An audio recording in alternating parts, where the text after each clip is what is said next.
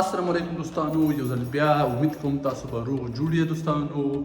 اوس روان یو چې ورته وایي AMS په انګلیش کې او په جرمن لینګویج کې ورته وایي AMS. ما خو یو د 9 سلکو انرژي راواخیسته او ملګري مې چې دی ریډبول راواخیسته. کومه انرژي مې راواخیسته؟ په 9 روپۍ. تا خو ریډبول راواخیسته.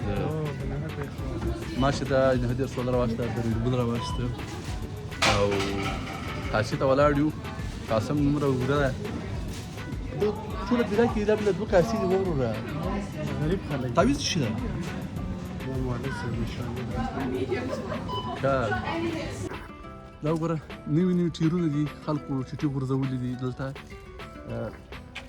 تاسو کتلی شئ پوره نوي دي. نو پته سوچ وکړه چې دنیا څومره په ترقي رسېدلې ده.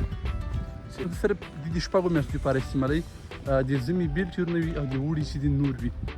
2 کالونو ته پردي په جیب باندې نظر نه دا خبره ده. او کنه چاته نفرت نه لري چې بس څه خبرې ډایرکټ ورته په مخ کې نشیر یخ مله ډېر راغی. خوندور یې مړه دغه یخ په درد نه خوري. چې واورې شي واورې شي بیا لاندې نه واوره خو کېږي. یو درته وایم واوره خو د کلي خو دې په مونټ باندې واوره ده په دوشنبې باندې. سالزبورګ کې دومره واوره شوې هو کنه سالزبورګ راغلی خلاصه که سالزبورګ کې سیروه ماله سالزبورګ کې ولا واوره سوې ده. سالزبورګ چې د یو بل ښار ده، زه چې کله اتریش ته راغلی وم هلته وم تقریبا 2 کاله. نو هغه چې ده یو ډېر ښایسته ښار ده، جرمني بارډر سره ده. منشن سره د جرمني ښار چې ته منشن هغه سره بارډر ده او وړوکی غوندې ښار ده، خو ټول غرونه دي. بس روان یو ایمس ته. اوس د الله خیر که سبق راکړه راته. یو سبق دی هغه ډرایوري په نه کړم. ښه هغه کمپنیانو کې چې صرف سامان چتوي سټاپلرشاین نه دي. هغه 2 غاښونه چې لري هغه سړی چې پکې شی نه جګې پاکټې ماکټې. زه به تصویر هم درسره شیر کړم، بیا وګورئ. لایسنس دی اخلي. کله چې په پاکستان او افغانستان کې دي هغو ته څه مشوره ورکوي چې اروپ ته راشي یا نه؟ راغی ښه ښایسته راشي. منډه راځئ په منډه دلته زندګي جوړه کړئ. ښه په منډه راځئ خلکو اوشي.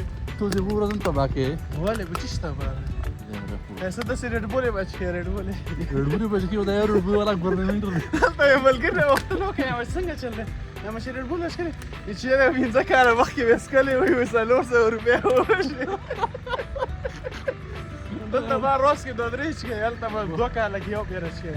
ورته چې کوم خوراک نه ده، کوم ګران بیه خوراک سپي کوي که نه، ولا د انسان هم ګران بیه خوراک دي. دا ایمس چېرته ده؟ هلته ځي مړه. دا چې دا ټرین سټیشن ده او پراته ټرین سټیشن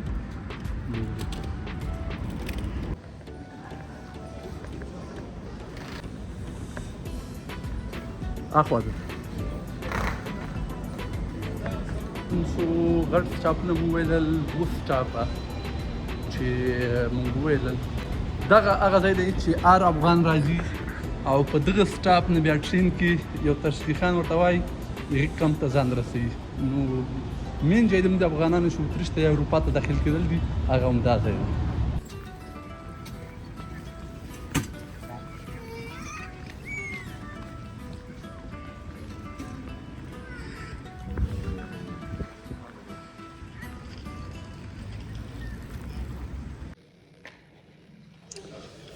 اوس موږ خیر راغلو او لمبر کې ورته ناست یو.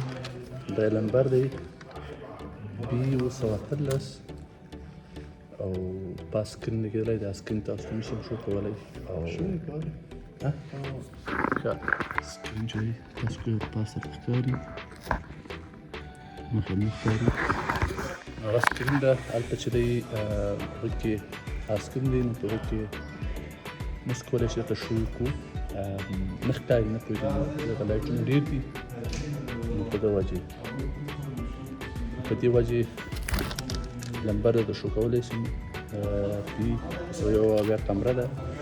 نو ورته ناست یو تقریبا 18 نفره ملکي دي او دغه نه بعد بخیري د خپل لمبر ته ورځي. کار رښتیا خبره ونه شو. کار کې ګډوډ وکړه. سم ګرمایي مو ورسره وکړله. څه دې ورسره وکړو هلکه